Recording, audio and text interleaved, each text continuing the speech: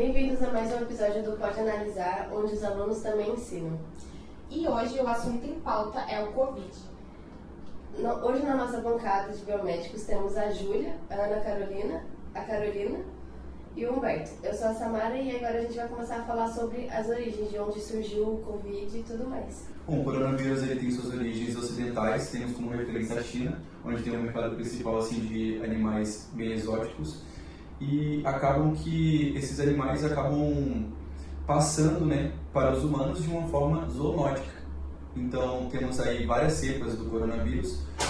Atual que nós estamos seria o Covid-19, mas tivemos outros tipos de cepa. Hoje a Carol está aqui com a gente e ela vai falar um pouco sobre as outras cepas. Em 2003, na China também, surgia o SARS-CoV-1, que é a mesma síndrome respiratória, tá? Com os mesmos sintomas de tosse, de gripe.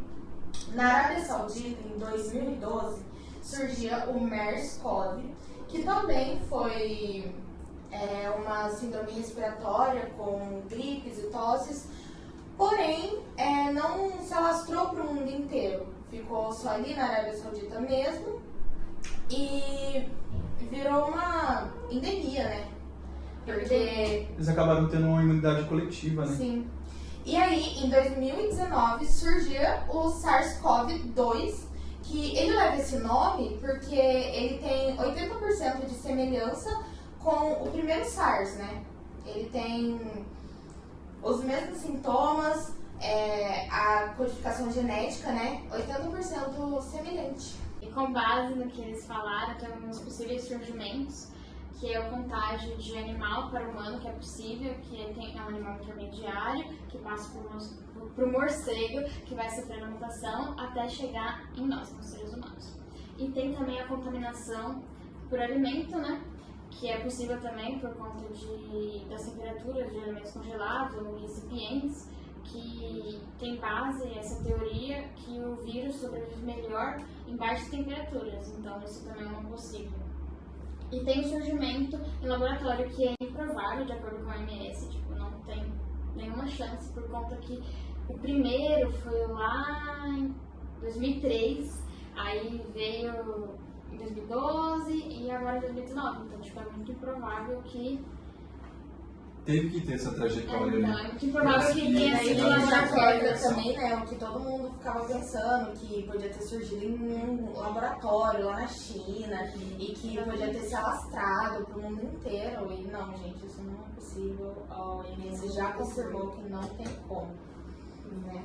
Pegando o que a Júlia estava falando sobre as baixas temperaturas, as pessoas tendem a ficarem mais aglomerados por conta do frio, janelas fechadas, ambientes fechados, e com isso ocorrem as transmissões clássicas, que são contato físico, aperto de mãos, abraço, e ocasionando sintomas que são dor de cabeça, dor de garganta e diversas outras dores. Puxando um pouco o que a Carol estava falando sobre os sintomas, o que difere a doença Covid-19 é a falta de ar, a dor no peito, a perda de paladar e a perda de olfato, porque ela é bem semelhante às outras cepas, por ela ser uma doença respiratória. Como elas são síndrome respiratória, a Carol até tinha comentado que 80% de compatibilidade, porque são doenças respiratórias. Quais são os sintomas? Uma gripe comum, tosse, dor de garganta, espirro, que são bem comuns. E como toda patologia, né, a gente pode ressaltar algumas precauções que a gente pode estar evitando, né, de contrair esse tipo de doença, né? E eu queria perguntar para você, Carol, como é que a gente pode evitar, como é que a gente pode estar... Então, a gente podemos prevenir como, lavar a mão, passando álcool na mão, fazendo isolamento certinho dentro de casa, né? E usando máscara, luva também, lavar bem os alimentos antes de comprar, né? E também fazer o distanciamento, né? Que acho que é o mais importante. Bom, e com esse distanciamento, acabou afetando muito a vida dos brasileiros, né? Por ser um povo muito... afetuoso. Exato. E... por cumprimentar, né? Por abraço, beijo na bochecha, principalmente. Exatamente. Por ter um contato, né, mais próximo, contato físico. Então isso acabou fazendo com que muitas famílias se separassem, se distanciassem, então foram chamadas de vídeo, foi um momento muito delicado no país. Eu lembro que teve o Natal cada um na sua casa, né? Fazendo chamada de vídeo pelo WhatsApp. Sim. Aniversário, né? As pessoas fazendo Os profissionais da aniversário saúde pelo também não voltando para casa, tendo que ficar fazendo plantão e diariamente ali na rotina do hospital, linha de frente. Então, faltando também profissionais da saúde, então foi um momento muito delicado para o país. E eu vou falar sobre um assunto que chamou bastante atenção, que teve uma grande repercussão também, que é sobre a vacina, por ela ter sido feita muito rápido, só que não, e ela é segura, porque muitas pessoas falaram que ela não era segura por conta dela ter sido feita rápido, só que começou os estudos da vacina lá em 2003, com o SARS-CoV-1, só que não teve o imunizante pronto por conta que a pandemia acabou antes. E aconteceu a mesma coisa em 2012, com o MERS, que também acabou antes da pandemia e o imunizante não ficou pronto. Aí agora em 2019, como surgiu o SARS-CoV-2, eles pegaram da metade já, que já tinha feito o primeiro e a segunda fase dos estudos clínicos em humanos. Aí eles deram continuidade e em 2020 fez a vacinação e ela já estava pronta. Demorou um tempinho, né? Mas é basicamente o que a Carol já tinha falado no início, né? O pessoal teve aquela imunidade coletiva, Sim. não precisou realmente da vacina, então todo mundo seguiu sua vida e realmente os estudos já estavam meio caminho andado, vamos dizer assim. E aí pegaram a partir disso, né? Mas eu tô sentindo falta de falar de biomed, porque a gente não tá colocando muito assunto de biomed, vamos colocar assunto de biomed aqui. Gente, a gente tá falando de precaução, a gente tá falando de vacina, a gente tá falando de transmissão, mas por que esse vírus ele tem um fator tão virulento assim que fez uma pandemia, estourou uma pandemia e epidemia? Porque o vírus ele é RNA, né? Isso faz com que ele tenha uma possibilidade de mutação muito rápido mesmo. Tanto que quando começou o Covid aqui no Brasil, quando descobrimos, tinha 5 variantes. Entendeu? Por causa desse RNA, que faz com que ele consiga fazer uma mutação muito rápido, né? Uhum.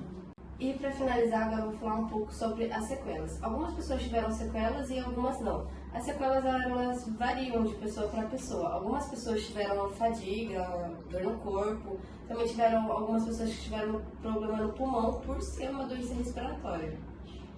Sim, interessante que também eu vi algumas pesquisas, inclusive médicos, né, que falaram em vídeos, em depoimentos na pandemia mesmo, do Covid-19, em que relataram que alguns pacientes tiveram casos de hipóxia, né, que é a falta de oxigenação nos tecidos.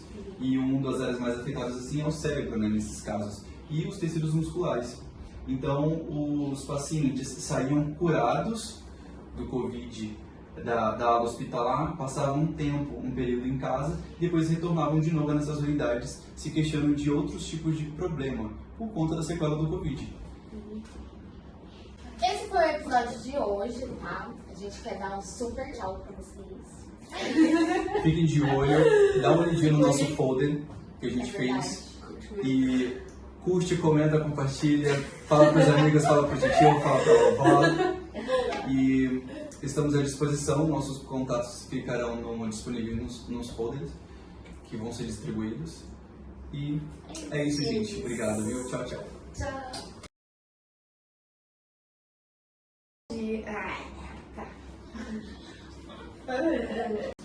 A gente pode já fazer um diagnóstico aqui, né? Que nem a Samara. Ela tá sem gostar com isso, fala.